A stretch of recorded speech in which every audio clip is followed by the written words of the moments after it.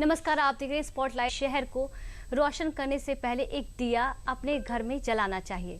भारत 2047 में विकसित होगा, लेकिन विकसित होने की इस यात्रा में सबको करना होगा योगदान। इस खास शो में हम आप बात करेंगे यूपी के विकास यात्रा की, क्योंकि देश के सबसे बड़े राज्य का विकास ही पीएम मोदी का विकसित भारत का सपना पूरा करने में अहम भूमिका निभाएगा।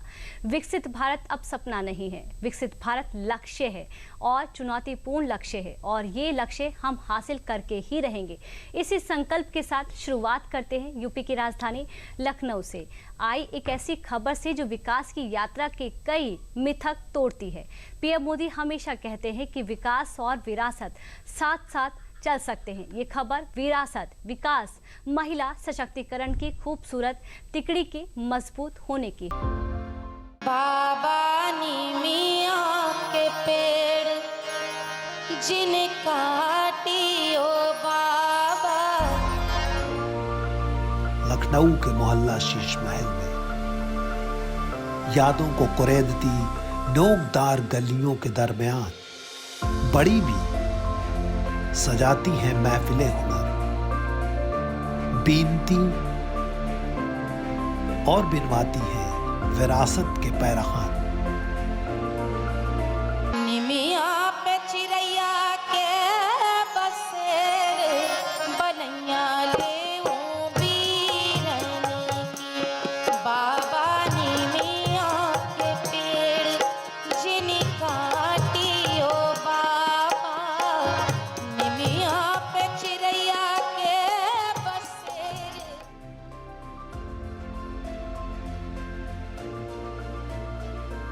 मेरी बिनाई कम से कम मुझको 50 साल हो गए बुनते हुए। तो हम बाबा नी मियां के पेड़ जिन काटी ओ बाबा। किसी भी मुश्किलों का सामना भी किया। वक्त बदला और धीरे धीरे हमीदा बानो के गुरुकुल में सीखने वालों की तादाद बढ़ती गई। इधर बाजार में एक बार फिर हाथ से बने स्वेटरों का दौर भी शुरू होता दिखने लगा। के हाथ की चीज है, अब ये कोई बिनता ही नहीं है। बाजार से लाए पहन लिया। अब कोई इतनी मेहनत कौन करेगा कि एक फंदा बिनेगा और बिन के स्वेटर तैयार करेगा। लेकिन इसकी अपना मजा अलग होता है, बिनाई का पहनने का, अपने घर के बिना हुआ पहनने का। अब इन बच्चों को सिखा दिया है माशाल्लाह से। इंशाल्लाह उम्मीद करते हैं, काफ़ी टाइम हो गया इन बच्चों को सीखते हुए। उम्मीद करते हैं, इन लोगों से इतनी उम्मीद है कि एक दिन ये भी अपने पोते और नवासों को बिन बिन के पहनाएंगी। लखनऊ में चिकनकारी बिना गारंटी मांगे 3 लाख रुपए तक का कर्ज मिलेगा, आपको ऋण मिलेगा। ट्रेनिंग के बाद पहला लोन 1 लाख रुपए का ही मिलेगा। फिर जैसे जैसे व्यापार आगे बढ़ेगा, लोन की रकम भी बढ़ती जाएगी और अधिकतम सीमा 3 लाख रुपए की होगी। हमीदा बानो ने अपनी पूरी उम्र इस कारीगरी को दे दी है। सफर में काफी उतार चढ़ाव आए, लेकिन अब वो लोगों को रास्ता भी दिखा रही है और उम्मीद भी। बाबा नी मियां के पेड़ जिन काटी ओ बाबा। लखनऊ के मोहल्ला शीश महल में यादों को कुरेदती नोकदार गलियों के दरमियान बड़ी भी सजाती हैं महफिलें हुनर, बीनती और बिनवाती हैं विरासत के पैरखान। निमिया पे चिड़ैया के बसेर बनैया ले बीरन की। बाबा निमिया के पेड़ जिन काटी ओ बाबा।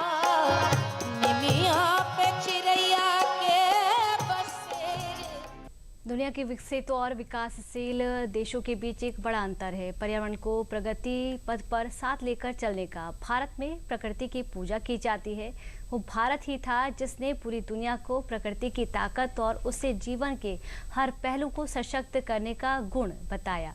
लेकिन फिर अंग्रेज़ों के राज का ऐसा भी दौर आया जिसमें प्रगति को और प्रकृति के बीच का तारतम्य टूटा। आज़ादी के बाद के सालों में भी प्रकृति और प्रगति का टूटा तार बहुत मजबूती से नहीं जुड़ पाया, लेकिन अब ये तार पिछले 11 साल में तेजी से जुड़ा भी है और ग्रीन एनर्जी में भारत दुनिया को नई राह भी दिखा रहा है। ऐसे ही भविष्य की चमक की राह निकली है वाराणसी से। भारत का पहला हाइड्रोजन से चलने वाली वाटर टैक्सी काशी में शुरू हो गई है और जल्द ही हाइड्रोजन वाली ट्रेन भी चलेगी।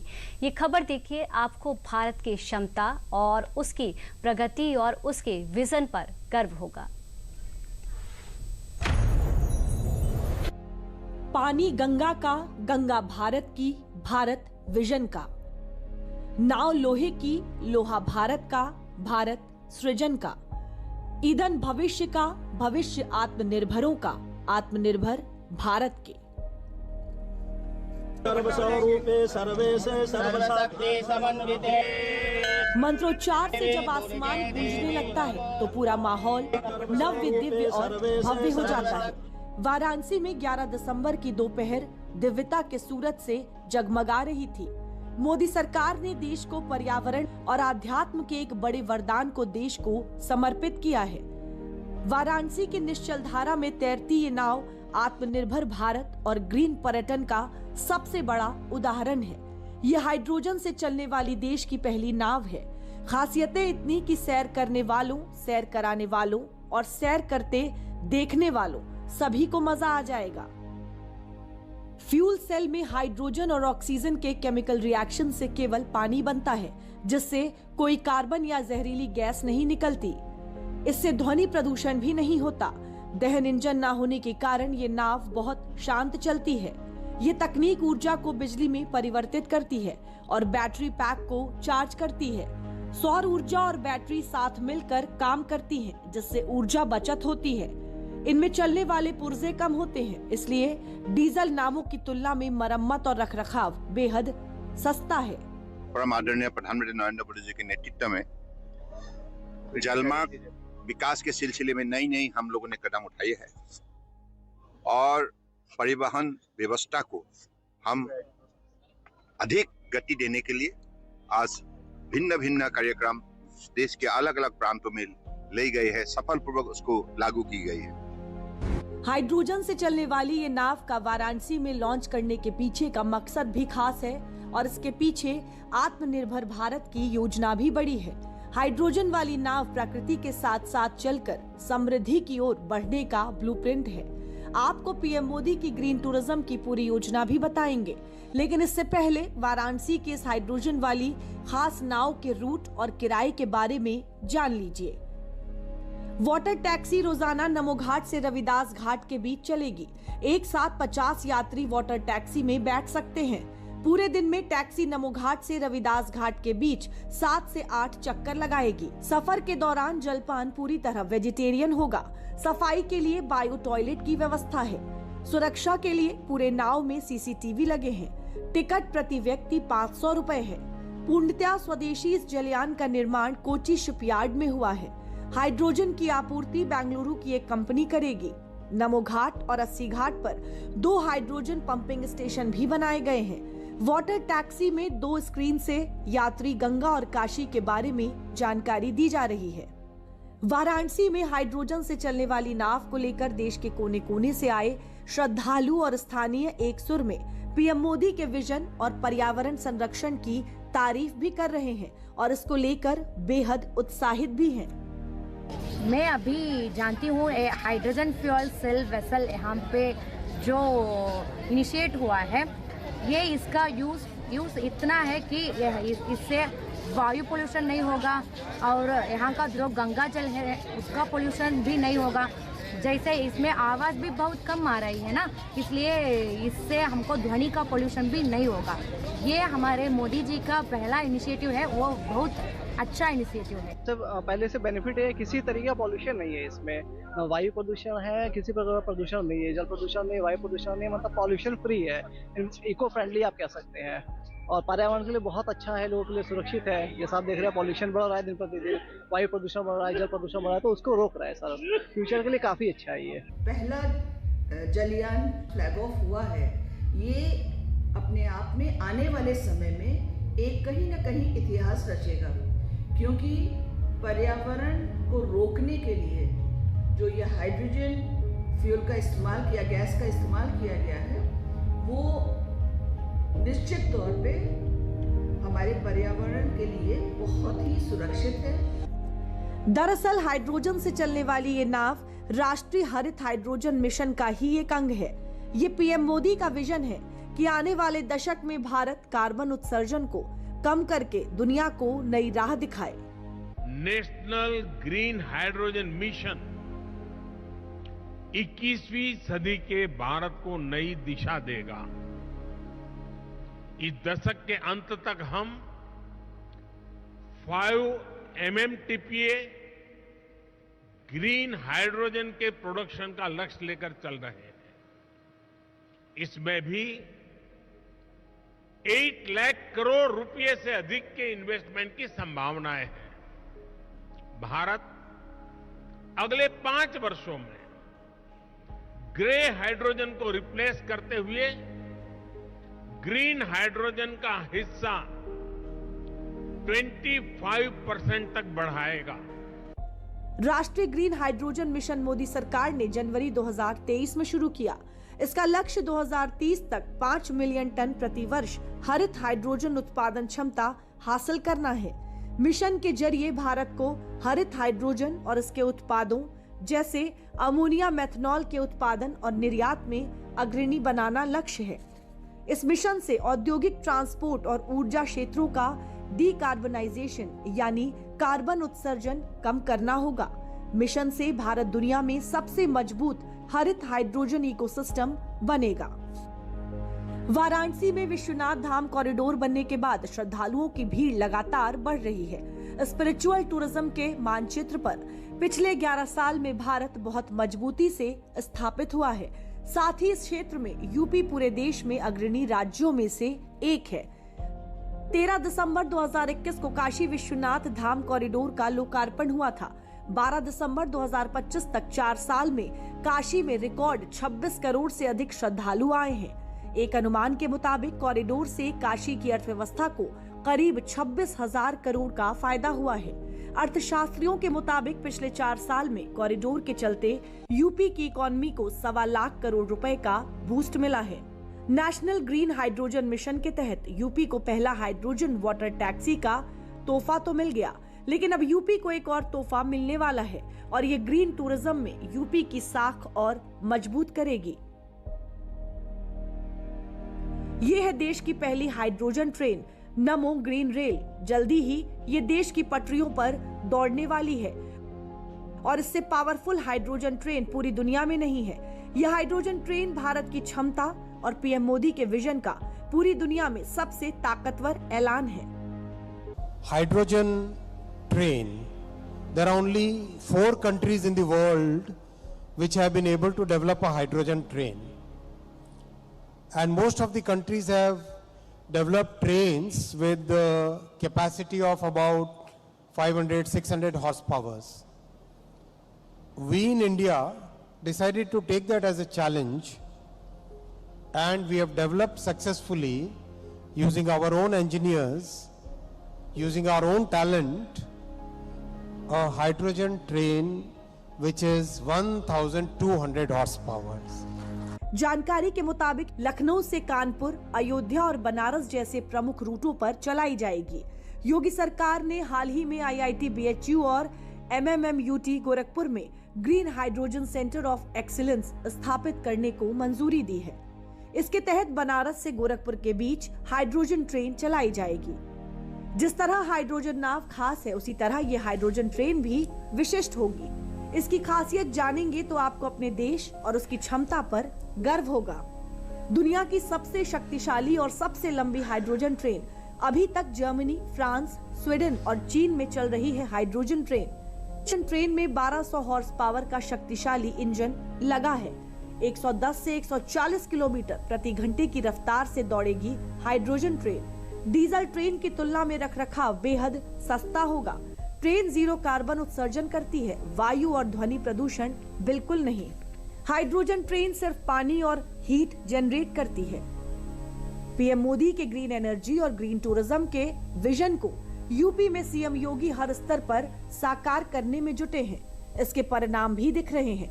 हाइड्रोजन आधारित ट्रांसपोर्ट से पर्यावरण की रक्षा भी होगी और इकोनॉमी को बड़ा बूस्टर भी मिलेगा।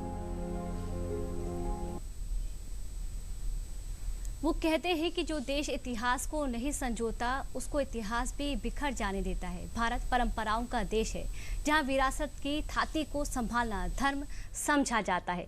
प्रदेश की राजधानी लखनऊ में पूरे राष्ट्र के प्रेरणा देने वाला स्थल सजकर तैयार है। आने वाली 25 दिसंबर को पीएम मोदी इसका लोकार्पण करेंगे। ये यूपी के विकास और विरासत की अमर गाथा युगों युगों तक गाने वाला प्रेरणा स्थल है। ये विरासत भी संभालेगा और विकास भी करेगा। आपके लिए विरासत की इस अनमोल रत्न की सारी खासियत दिखाने के लिए आपके पसंदीदा चैनल डीडी यूपी के संवाददाता अभिषेक मणि त्रिपाठी ने ग्राउंड रिपोर्ट भेजी है। दिखाते हैं आपको, जिसका लोकार्पण पीएम मोदी करेंगे। लखनऊ की वसंत कुंज योजना में 65 एकड़ में फैला राष्ट्र प्रेरणा स्थल बनकर लगभग तैयार हो गया है। राष्ट्र प्रेरणा स्थल पर कांस्य की 63 फीट ऊंची 3 प्रतिमाओं का निर्माण करवाया गया है।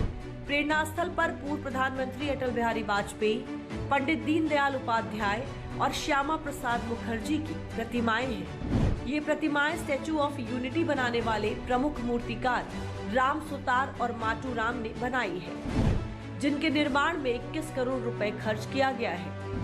पूरा राष्ट्र प्रेरणा स्थल कमल के आकार पर आधारित डिजाइन में तैयार किया जाना है। प्रेरणा स्थल के लोकार्पण के साथ ही लखनऊ एक बार फिर बनने जा रहा है राष्ट्र गौरव के इतिहास का गवाह।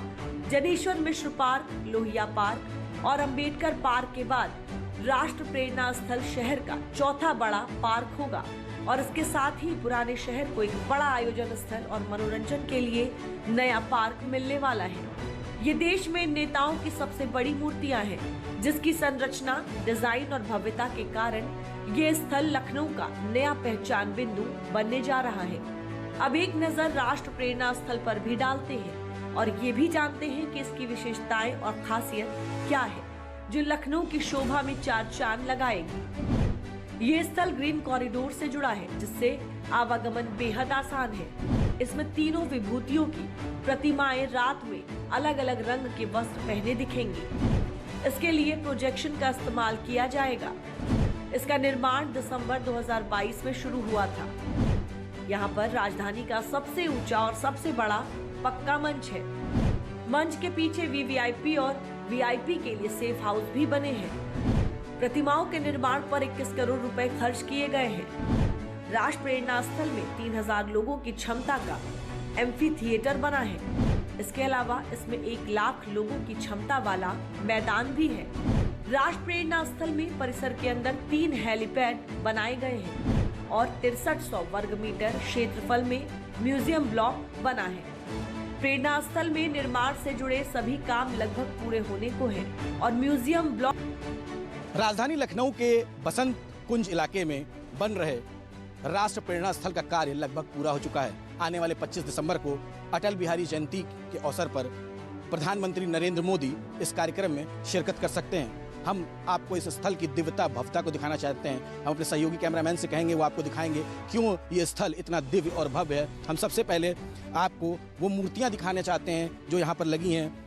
पूर्व प्रधानमंत्री अटल बिहारी वाजपेयी जी की मूर्ति आप देख सकते हैं, जो सबसे पहले हमारी दाहिनी तरफ लगी हुई है। बीच में अगर हम बात करें तो पंडित दीनदयाल जी की मूर्ति लगी हुई है और अगर हम बाई तरफ बात करें तो श्यामा प्रसाद जी की मूर्ति लगी है। इन मूर्तियों की खासियत की अगर बात करें तो 63 फीट ऊंची ये मूर्ति देश की सबसे ऊंची मूर्तियों में से जानी जाएगी। वहीं अगर हम बात करें तो ठीक मूर्तियों की अगर बाईं तरफ की बात करें तो जो है वो कहीं ना कहीं कमल की तरह उसको बनाया गया है, ताकि उसका जो रूप रंग है वो कमल के फूल की तरह दिखे।